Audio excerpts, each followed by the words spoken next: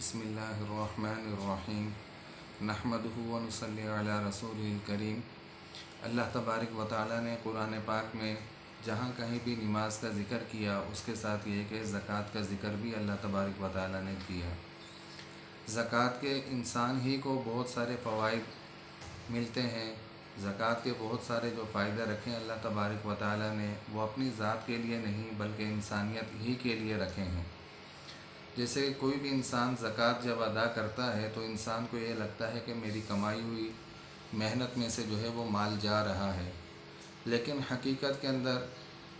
جو لوگ غریب مستحق حضرات ہیں جن کا زکوٰۃ کے اندر حق رکھا اللہ تبارک و تعالیٰ نے، ان لوگوں تک پہنچانا ان لوگوں کی ایک ذمہ داری ہوتی ہے کہ جو صاحب نصاب ہوتے ہیں، اور یہ کہ ان لوگوں نے اپنے مال میں سے زکوٰۃ نکالنی ہوتی ہے، اور ان لوگوں کو یہ لگتا ہے کہ زکوٰۃ ادا کرنے کے وقت کہ ہمارے مال میں سے جو ہے ہمارا کمایا ہوا حصہ جو ہے، ہماری محنت جو ہے وہ ہم دوسروں کو اپنے ہاتھوں سے دے رہے ہیں۔ ان کو بظاہر تو یہ نظر آتا ہے کہ ہمارے مال کے اندر کمی ہونے لگی ہے، لیکن اللہ تبارک و تعالیٰ نے اس کے اندر انسان کے لیے جو فوائد رکھے ہیں، جیسے ایک تو یہ کہ انسانیت کا حق جو ہے کہ انسان جن لوگوں کو زکوٰۃ ملتی ہے ان کی کمی، جن چیزوں کی وجہ سے جو کام ان کے رکے ہوئے ہوتے ہیں، اللہ تبارک و تعالیٰ غیب سے مدد فرما کر ان کے وہ کام بنا دیتے ہیں، اور یہ کہ ان کی زندگی کے اندر ایک خوشی کی لہر آتی ہے، اور یہ کہ وہ لوگ خوش ہوتے ہیں اور صاحب نصاب کو دعائیں دیتے ہیں۔ اور ہر چیز کے اندر کیا کہ کوئی نہ کوئی میل کچیل ہوتی ہے، جیسے کہ پانی وغیرہ چلتا ہے اس کے اندر بھی کوئی نہ کوئی میل ہوتی ہے، تو اسی طریقے سے زکوٰۃ کے ذریعے سے اللہ تبارک و تعالیٰ نے جو ہے وہ مال کی میل کچیل نکالنے کا جو ہے وہ انسان کو بتا دیا کہ اصل کے اندر یہ تمہاری زکوٰۃ جو ہے یہ تمہارے مال کو پاک صاف کرنے والی ہے اور محفوظ بنانے والی ہے، اور یہ کہ سب سے بڑھ کر اللہ تبارک و تعالیٰ کا حق جو ہے وہ ادا کرنے والی ہے کہ اللہ تبارک و تعالیٰ نے جو صاحب نصاب کے اوپر حق رکھا ہے کہ تم نے زکوٰۃ ادا کرنی ہے، غریب مستحقین لوگوں کی مدد کرنی ہے اس مال کے ذریعے جو تم نے اپنے ہاتھوں سے کمایا ہے۔ تو اسی کے ذریعے کیا ہے انسان کا مال اس کی میل کچیل نکل جاتی ہے، انسان کا مال پاک صاف ہو جاتا ہے، اور یہ کہ ہر اعتبار سے محفوظ ہو جاتا ہے، اور لوگوں کی مدد بھی ہو جاتی ہے اس مال کے ذریعے سے۔ تو اسی طریقے سے کیا ہے کہ آپ صلی اللہ علیہ وسلم کی ایک روایت حدیث کے اندر حضرت ابو ہریرہ رضی اللہ تعالی عنہ کی روایت ہے، جس کا مفہوم یہ ہے کہ حضرت ابو ہریرہ رضی اللہ تعالی عنہ نبی کریم صلی اللہ علیہ وسلم سے روایت کرتے ہیں کہ آپ صلی اللہ علیہ وسلم نے فرمایا، جس کا مفہوم یہ ہے کہ زمین کے ایک حصے میں ایک شخص کھڑا ہوا تھا کہ اس نے ابر میں سے ایک آواز سنی کہ فلاں شخص کے باغ کو سیراب کر۔ اب وہ ابر چلا اور جا کر جو ہے وہ ایک پتھریلی زمین کے اوپر برسا، اور اس زمین کے اندر جتنی بھی نالیاں تھیں ان نالیوں کے اندر پانی چلا بہا، اور یہ کہ سب سے آخر میں ایک نالی کے اندر پانی جمع ہو کر اس باغ کے اندر پانی پہنچا۔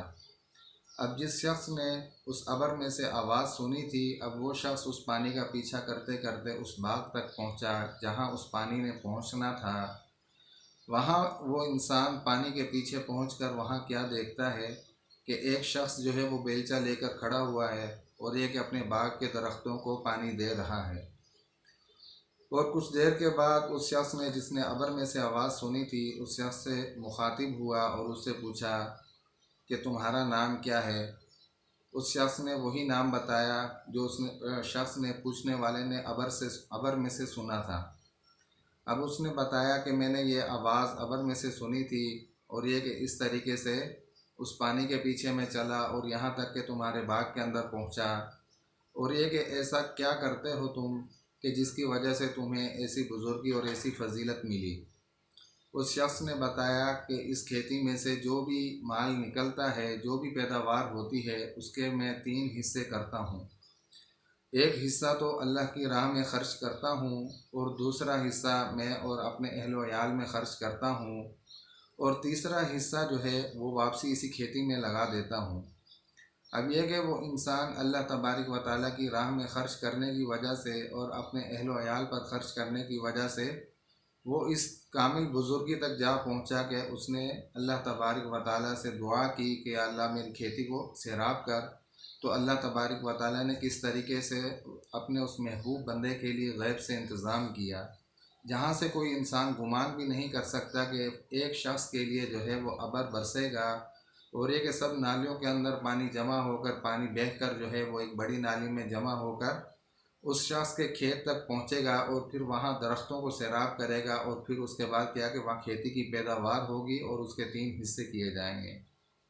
تو اب یہ کہ پھر اس 3 حصے کرنے کے بعد ایک حصہ غریب مستحقین جو حضرات ہیں ان تک پہنچے گا، اور ان کی زندگیوں کے اندر خوشی آئے گی۔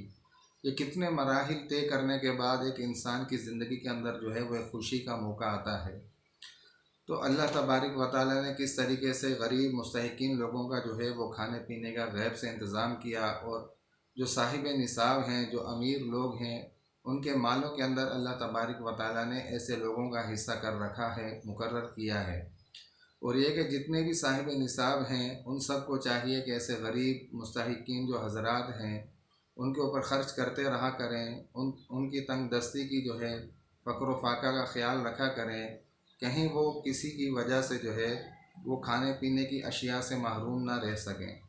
تو اللہ تبارک و تعالیٰ سے یہی دعا ہے کہ اللہ تبارک و تعالیٰ ہم سب کو سمجھنے کی توفیق عطا فرمائے اور ان سب باتوں پر عمل کی توفیق عطا فرمائے۔ وآخر دعوانا ان الحمد للہ رب العالمین۔